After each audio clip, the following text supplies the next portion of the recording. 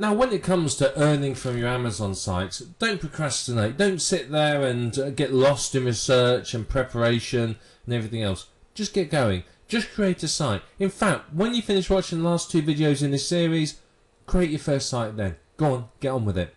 If you procrastinate, you'll find that in a month's time, you'll still be there. You won't have a site done. You might have found a few products, but which one do I pick? I don't know which is best. And you won't get anywhere. Honestly, that's the truth. Just get going. Pick a product, create a site. You know what? If it doesn't make any money, you've got some good experience, and you've only lost $10 for a domain name.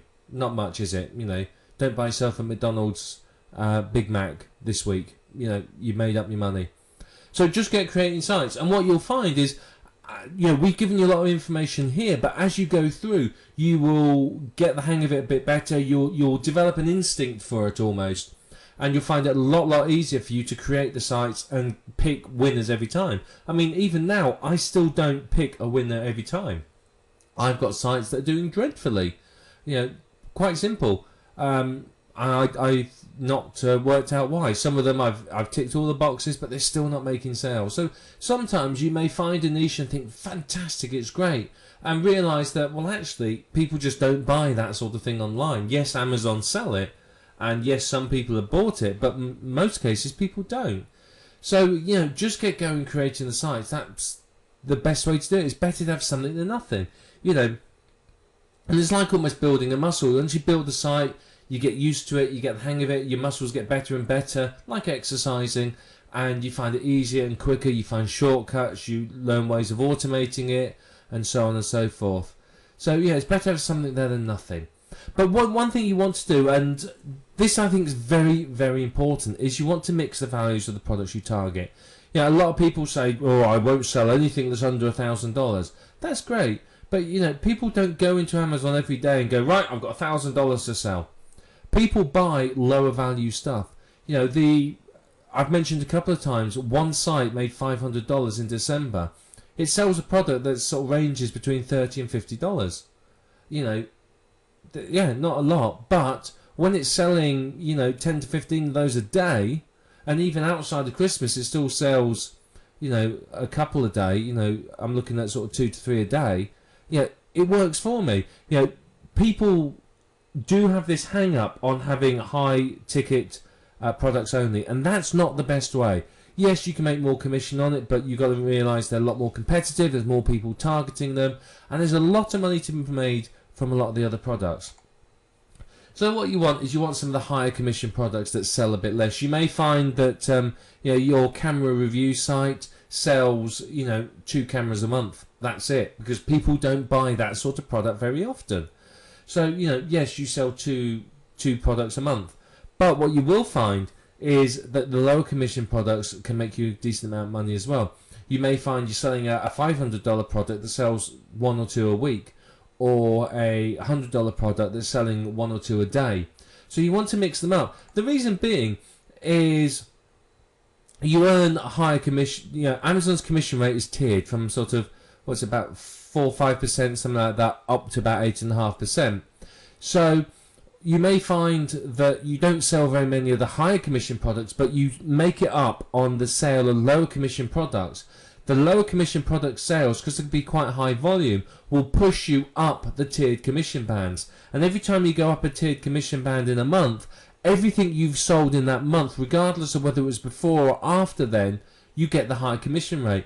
So if on the, you know, first of the month I sell a $1,000 product, I get a $40 commission. It's an electrical item, 4%. Say it's a 4% commission. Then, you know, I push myself up on the 5th of the month into the, you know, the 5% band. I then get $50 for that product. So the key to success is, and this is what's quite smart, is have some higher commission products, ideally outside of the electrical category, which is capped at 4%, and use sales of lower commission products to push you up the tier commission bands and make more money. You know, you can find that if you go up to sort of 6%, you know, your $40 product, you know, your $40 commission has just become 60%. You just had a 50% pay rise from selling those lower commission products. And if you're trying to do that on high commission products, you'd probably struggle, and probably struggle quite badly. The higher commission products do tend to be an awful lot more competitive. You'll find it very hard to find good domain names. With a lot of them, you find it very hard to find.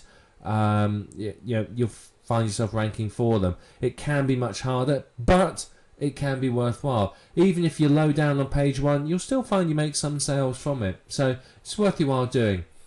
And of course, this is the thing people don't think about, is you can make good money with cheaper products that have high sales volume. I might sell one $1,000 product a month and make $40 commission.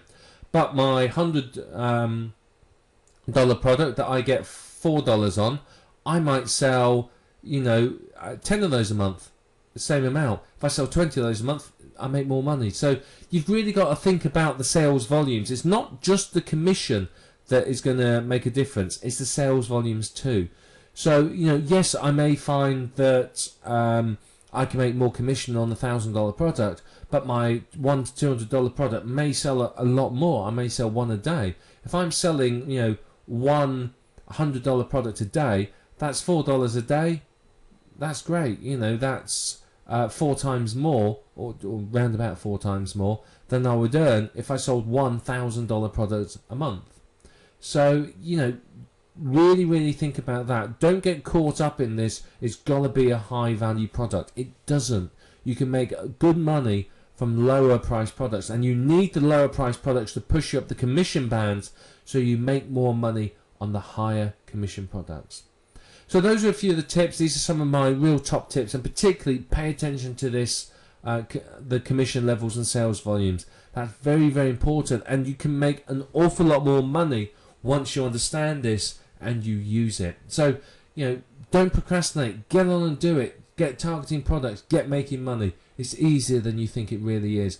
So let's go on to the next video now. I just want to talk to you a little bit about scaling it up and really taking it to the next level.